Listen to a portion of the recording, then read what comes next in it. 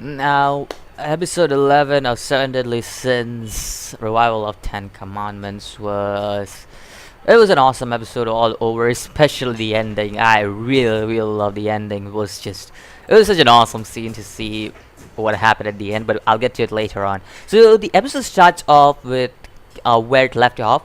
King and Meliodas fighting because King suspects Meliodas. He's suspected Meliodas because obviously he's one of the Ten Commandments, and it's very acceptable that he will suspect Meliodas of what, like stuff like he wouldn't trust Meliodas that much. So we see that King is like, I don't trust you and everything. Are you really on our side? And we see that King like is really really suspicious of Meliodas, and basically he uses a move called status promotion, which is later confirmed by DN to be something called disaster, which I'll get into later.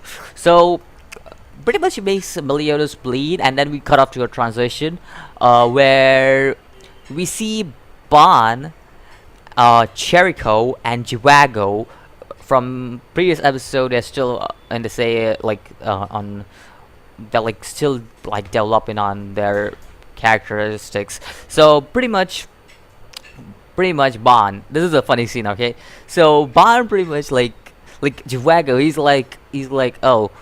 Why like Jericho's feeling bad after hearing Ban's and Zhivago's story. So Zhivago's like I still this is kind of confusing because the subtitles they were very rough translation, so it was like I didn't understand most of the stuff they're saying because it's a very rough translation. So it was like I didn't get most of the stuff I said, but they said, but I did get this that Zhivago pretty much like he was kind of expecting what's her name, Jericho to be Bond's lover, but instead Bond just sister zones her very quickly. That was a funny scene. It's like, You rejected me so quickly." Jericho is like, yo, that's such a funny scene, you know.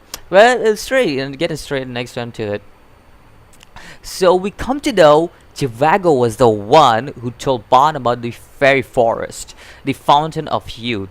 So basically, Bond he gets the fountain of youth because he was going chasing after what Zhivago told him. Zhivago told this stuff to Bond, thinking it's just a fairy tale. It's just something that's made up. And Bond pretty much chased that dream because he thought that he always obviously he didn't know that Zhivago was still out there as a werewolf and stuff, and that was a pretty cool scene because we come to know how Bond actually came to know about the fairy forest, and Bond then also proceeds to tell Zhivago about Meliodas, Elaine, and yeah, Meliodas and Elaine. And also he says that Jericho is the first person he didn't hate. So we could see that there is a development between Jericho and Bond's character. You could clearly see that. And but it's quite an interesting line because Bond said he didn't hate. She's the first person that he didn't hate. Now it could be a mistranslation. Because he digs in Ningen, which means human in like in English. In Japanese, Ningen means human.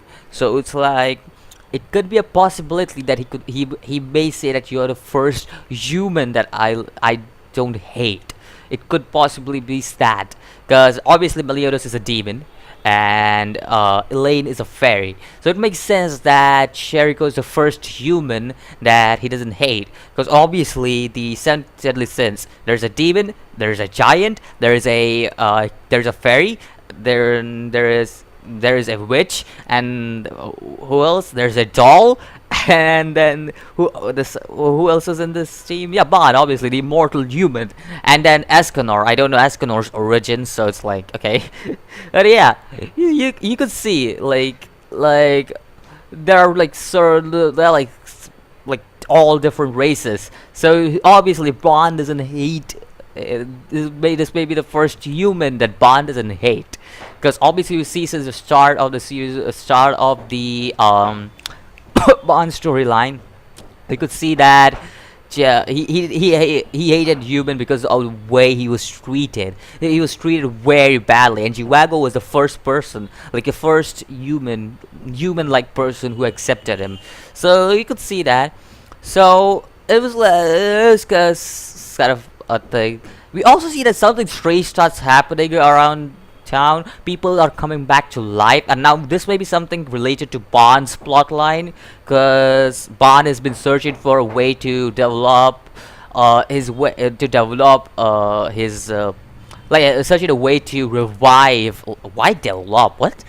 Develop Elaine? That's weird. But revive Elaine, and this may be something to Bond's storyline, because people are coming back to life. Obviously, Bond would go through that because he's immortal and he wants to bring back somebody. So there you go. That could be Bond's thing. But but before everything, before the first half ends, this is one of the best, saddest scene in Standard Listens, in my opinion, because Shivago, he is such a, like, he's only been here for 2 episodes in total, and I really like Jivago, Unfortunately, he dies, but I really like this man. Like, yo, I really like this guy. I don't know why, but it's like I really like Jivago so much. Like, I don't know if it's because Bond is my favorite character and he's related to him, and that's why I like him, or it's just like in general he's such a good, well-made character, even if it's a side character, to be honest. Even though he just lost it for 2 episodes, like, it's just so good to see Jivago, and it's such unfortunate to see him die. Like, it feels bad, but he also left a message for Bond. Now, again, like a rough translation, so I don't know what it meant, but I think so. I don't know what it said, but I think so. I know what it meant. It was like last message to Bond, telling him to keep what he feels is precious to him, like protect what is precious to him, like, those kind of message. Like, I think so that this was one of those kind of message. So that's what I got from that message. Like Meliodas was a good friend to Bond, and he's very kind, and Bond really hates it because Meliodas doesn't hate him at all. He's really been kind to Bond. He forgives him over and over again, and that's like he's been his one and only best friend that even considered his best friend. So I could understand where he comes from. I don't know why he doesn't mention King. Like, yo, King, legit. King is that one guy who followed you to Fairy Forest so that you could bring him back, along with Chirico. Like, yo, I don't know why he didn't mention King, but whatever. So we move on to the next part. Again, if I'm not getting some things correct, it's because of the mistranslations and the rough translations in this one. Because I'm pretty sure the new translations will be out. The second version will be out, which will be better than the first version, which I have, the shitty first version, which I have watched.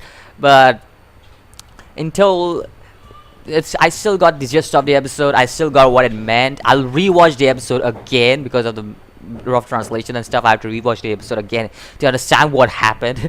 But I did get a gist of what happened. So we moved to the second half of the episode. Now we see that Elizabeth is practicing her power and stuff, and Meliodas, who's fighting with King, his condition just keeps on getting worse and worse. You could see that he's just getting worse and worse, and Merlin confirms that King's power, it's called disaster, and even a slight scratch, even like a small scratch from a disaster, can poison a enemy's body like a tumor. It spreads like a tumor within the whole body. So you could know what that is. Like, it will destroy you within minutes. Like, you know when you have that kind of power.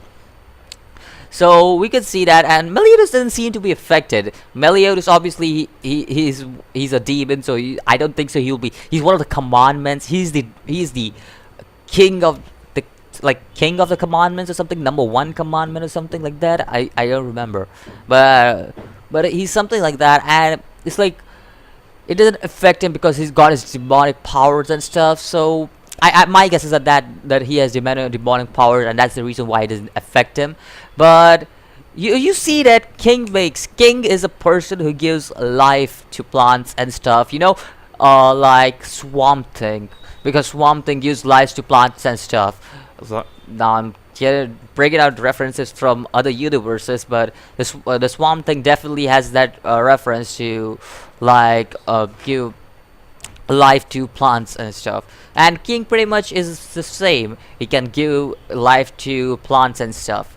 So what it does is, now going into science here, we all know that plants store water within them. So the twig of a tree will also have some kind of water stored within them. So King pretty much uses that last stored water, and it pretty much is like a ball. He makes it a ball, and when he makes a ball, he just like starts like using it like his chestifold. I think that's what his staff is called, chestifold. He starts using it like a chestifold, and you could see that it was so fast, but still Meliodas was quite strong. He was just dodging it left and right. So Meliodas does the same thing. He like pushes out a ball of demonic power, and pretty much that's when their fighting stops. So I want to say something here. Now Meliodas, he might have done something to King, because King kind of feels something on his back, like he felt something. So I have a feeling that he must have done something to King, because Jenna stops Meliodas and King's fight, and like they both come out, Meliodas and King kind of feels something on his back. It was like, I felt something strange for King. So I have a feeling that Meliodas has done something to King.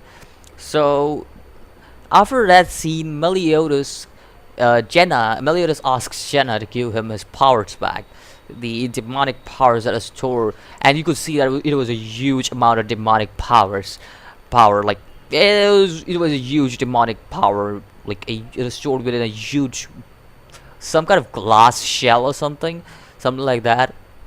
And pretty much Jenna uses a spell to break it, and the sky pretty much goes dark the moment Meliodas the moment the Meliodas' power breaks free. It takes over the whole sky, and he starts getting his power back. Like every ounce of that power, he starts getting it back, and the commandments, just straight away notice Meliodas' power coming back. So you saw like the commandments, each of them. Even Zeldris, if I'm correct, that's what his name is. Even he was like, yo, I know that has to be Meliodas' power, because obviously he's the strongest commandment, if I'm correct. If am I correct? He's the strongest commandment, right? Yeah, I think so. He's the strongest commandment. Now that after that, Meliodas pretty much asked Merlin to send him to the 10 Commandments. And Merlin pretty much says that he has 10 seconds to do whatever he wants. And time in anime makes no logic.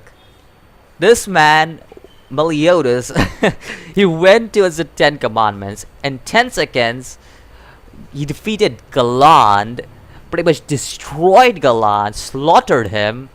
Like, he utterly defeated Galand. I have to say that. Like, yo, Galand was like, you're my prey. And Meliodas was like, I'm sorry, you're already dead. Like, he's not dead, but he's pretty much like down for the money. He's like, yo, I can't even. He was so mad that he was so pissed that he got really dead to the ground. And he also gives the commandments the warning. I don't think so I can do that in 10 seconds. I don't think so any anime character will. What am I kidding myself? Who am I kidding I watch Dragon Ball Super, 48 minutes. Each minute is like a 20-minute conversation. Yeah, normal, right? Well, like, yo. So Meliodas at the end gives them a warning. He completely destroys Galan, like legit. This man was going all out. Galan was going all out. Like, I don't think so. Meliodas even used like 10% of his power defeated Galan. He utterly defeated Galan. It was like a complete slaughter. And Meliodas kind of gives commandments a warning that you better finish this war, or else the seven deadly sins, we are gonna hunt you down. Like, yeah, that was pretty much Meliodas' warning, and and Zeldris, and what's the other guy's name? The other brother of Meliodas, I forgot his name. I remember one is Zeldris, who looks like Meliodas. I don't remember the other brother's name, but pretty much Meliodas, pretty much they try to catch Meliodas, and Meliodas' time goes up, and he comes back to where he was. And that was pretty much the end of the episode. Now, next episode is more Ban backstory. Like, I'm waiting for this. Like, what? I don't know what the title is, but again, it's a rough translation, so I don't know what the title is. But again, some more about Ban backstory. So that's pretty much it. Now, as for the episode, it was a very good episode. Like, I think so this was the best episode I've seen in this season. So I have to give it a 10 out of 10. Like, I don't think so. I didn't see many flaws. I don't think I saw any flaws, to be honest. It was a pretty damn good episode. Like, yeah, 10 out of 10. And where you scale this episode, let me know. I think so. Yeah, 10 out of 10 for me. Where you scale this episode, let me know. If you like my content, and don't forget to subscribe. I do more anime and gaming content. And don't forget tomorrow, because tomorrow is the final episode of Dragon Ball Super. Even though it's not ending, Akira Toriyama has plans for it. But yeah, don't forget to tune in tomorrow, because tomorrow is the final episode of Dragon Ball Super, episode 131, and I will look at the leak images, and they look really, really good. So yeah, hopefully you guys will tune in tomorrow too, and I'll see you in the next video. That is tomorrow. As always, peace.